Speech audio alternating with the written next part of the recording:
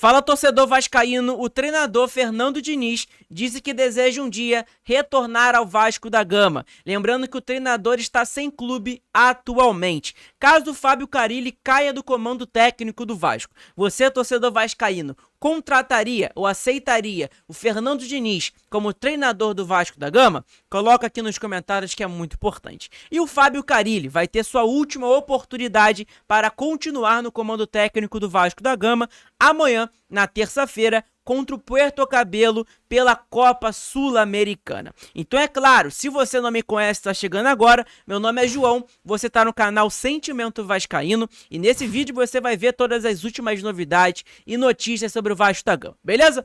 Deixa seu like, se inscreve no canal que é muito importante. Vamos tentar bater uma meta aí de 30 likes nesse vídeo. Ajuda a gente a crescer cada vez mais aqui na plataforma. Agora, vamos para as informações porque tem informações importantes para a gente falar. Vamos começar falando sobre o treinador Fernando Diniz, que tem o desejo de um dia retornar ao Vasco da Gama. Vamos lá. Segundo o Luciano Melo, via podcast lá do Globo Esporte Vasco, é o seguinte: o Fernando Diniz, ex-treinador do Cruzeiro e Fluminense, até mesmo do Vasco da Gama, tem o desejo de um dia voltar ao Vasco da Gama. O treinador entende que ficou em dívida em São Januário e expressou a algumas pessoas próximas o desejo de um dia retornar à colina. E não só isso, né? O treinador Pedrinho já disse várias vezes que tem um carinho enorme pelo Fernando Diniz, que gosta do estilo de jogo do Fernando Diniz e tudo mais. Então, cara, caso o Fábio Carille caia do comando técnico do Vasco, eu acho que, infelizmente, na minha opinião, o Fernando Diniz está entre os primeiros ali para ser cotado para ser treinador do Vasco da Gama. Eu quero a opinião de você, torcedor vascaíno. Você, caso o Fábio Carille caia do comando técnico do Vasco, você contrataria o Fernando Diniz, ou não? Deixe sua opinião aqui nos comentários que é muito importante. Agora, dando a minha opinião aqui agora, cara, particularmente, eu não acho que é o treinador ideal para ser o treinador do Vasco nesse 2025. Eu acho que o estilo de jogo do Fernando Diniz não bate com o estilo de jogo dos jogadores que o Vasco tem no elenco, na minha opinião. Você já imaginou o João Vitor e o Maurício Lemos saindo, tocando bola, né? Eu acho o estilo do Fernando Diniz muito exagerado. Eu acho que ele exige muito dos seus jogadores coisas que às vezes você não precisa fazer. O Fernando Diniz, por exemplo, quando tem pressão do adversário sobre a zaga, ele pede para sair jogando. E muitas vezes a gente assistiu até mesmo o Fluminense jogando dessa maneira e tomando muito gol dessa maneira, de erro individual do zagueiro, porque não podia dar chutão, porque senão o treinador, o Fernando Diniz, gritava ou xingava, ou enfim, né, dava aquele esporro, porque o Fernando Diniz exige em qualquer clube por onde ele passa aquele estilo de jogo dele que muita gente chama de maluco, e eu também acho, né? É um estilo de jogo ali que, cara, pode dar certo, pode construir uma jogada, pode construir um jogo, um gol muito bonito, ou pode ali, né, como aconteceu várias vezes, acontecer um erro individual do zagueiro, do volante, seja o que for, quem estiver com a bola, e aí, né, tomar um gol, né? Então, cara, na minha opinião, eu não acho que Fernando Diniz seja o treinador ideal pro Vasco. Mas lembrando, né, o Pedrinho tem um carinho enorme pelo Fernando Diniz, então caso o Fábio Carille caia do comando técnico do Vasco, eu posso dizer pra vocês aqui agora, não tenho fonte, não tenho informação nenhuma, tá? Mas na minha cabeça, o Fernando Diniz vem como uma das principais nomes cogitados para ser treinador do Vasco, caso o Fábio Carille caia do comando técnico do Vasco. Enfim, e outra também, né? Os últimos trabalhos do Fernando Diniz, tanto no Cruzeiro, tanto no Fluminense, é lógico que no Fluminense ele conquistou um título ali que eles não tinham, conquistou o maior título da história do Fluminense, né? Em 2023, 2023, isso mesmo. Mas em 2024 o Fernando Diniz no comando técnico do Fluminense foi um terror, foi horroroso, né? O Fernando Diniz, comando técnico do Fluminense, se eu não me engano, ele fez 9 pontos, algo assim, 12 pontos, não tô lembrando aqui agora. E aí foi demitido e contrataram o Mano Menezes, enfim, né? E aí depois ele conseguiu ir pro Cruzeiro.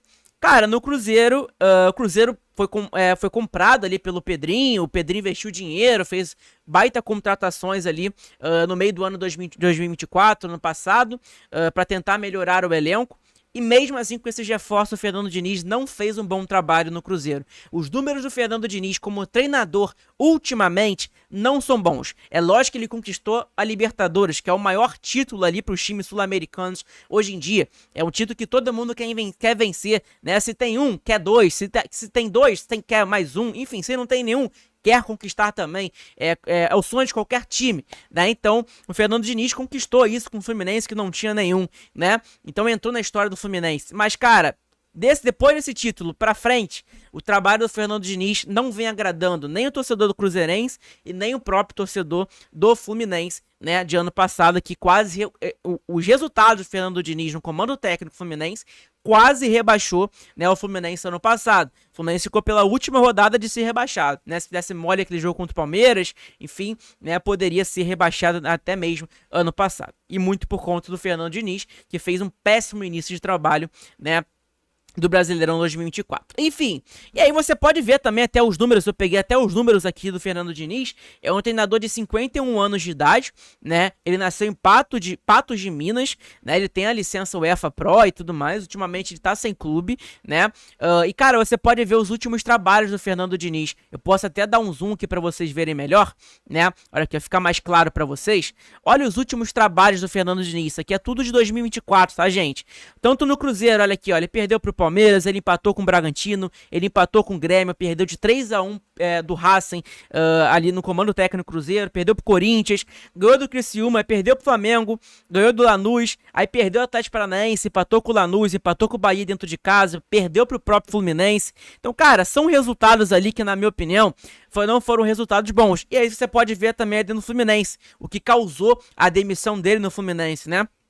Olha ali, ó, perdeu pro Flamengo, perdeu pro Cruzeiro, aí perdeu pro Fluminense, perdeu pro Atlético Goianiense, na verdade, perdeu pro Botafogo, empatou com o Juventude em casa. Enfim, foram resultados ali que, na minha opinião, não agradaram tanto, né? E não me agradou também, na minha opinião, esses jogos ali, na verdade, né? Não me agrada. Ultimamente o trabalho do Fernando Diniz. Eu não contrataria, mas é uma das opções que está livre aí no mercado, e a gente já sabe que o Pedrinho ele tem um carinho enorme pelo Fernando Diniz, então pode contratar uma hora ou outra, né? O Fernando Diniz não seria vamos dizer, uma surpresa caso o Vasco contratasse o Fernando Diniz. Não é, tá? Lembrando, tô deixando claro para vocês que o Pedrinho gosta do trabalho do Fernando Diniz. Bom, e a situação do Fábio Carille, né, cara? É uma situação muito complicada. É uma situação em que um treinador que teve aí, vamos dizer, 20 dias praticamente, né, para contratar, o Vasco teve 20 dias aí, na verdade, para treinar e conseguiu treinar, fez uma pré-temporada, uma mini pré-temporada no CT Moacir Barbosa e tudo mais, com o Fábio Carille. E, cara, depois que o Vasco voltou, o Vasco não conseguiu jogar aquele futebol que a gente esperava, né? Tanto no jogo ali contra o Melgar, a gente fez 3 gols por muita competência do Verratti, do Coutinho e tudo mais, mas a gente não fez uma boa partida naquele jogo. Contra o Corinthians, foi uma partida que, cara, o Vasco nem tava em campo, jogou somente um time, na minha opinião, né? E então, acho que, na minha opinião, cara, e Campeonato Carioca foi um Campeonato Carioca muito fraco do Fábio Carille no comando técnico do Vasco. É lógico que no início a gente não podia reclamar tanto do Fábio Carille porque ele não tinha elenco, né? Ele não tinha peças para o ataque, não tinha pontas. E aí hoje não tem como mais reclamar disso, né? E o Vasco teve 20 dias para treinar, né? Tanto com o Nuno, com o Lloyd, com o Garré, com os reforços que chegaram, né? O Vasco podia colocar aí para jogar e colocou, né? Tanto que a gente tá vendo que o Nuno tá se destacando, o Garré ainda tá se adaptando um pouco, o Lloyd também, enfim. Então, o Fábio Carille hoje tá num problema ali muito grande, né? Então, a diretoria do Vasco, ela deu o seguinte aqui, segundo a Atenção Vascaínos, pessoal. Fábio Carille permanece como técnico do Vasco da Gama.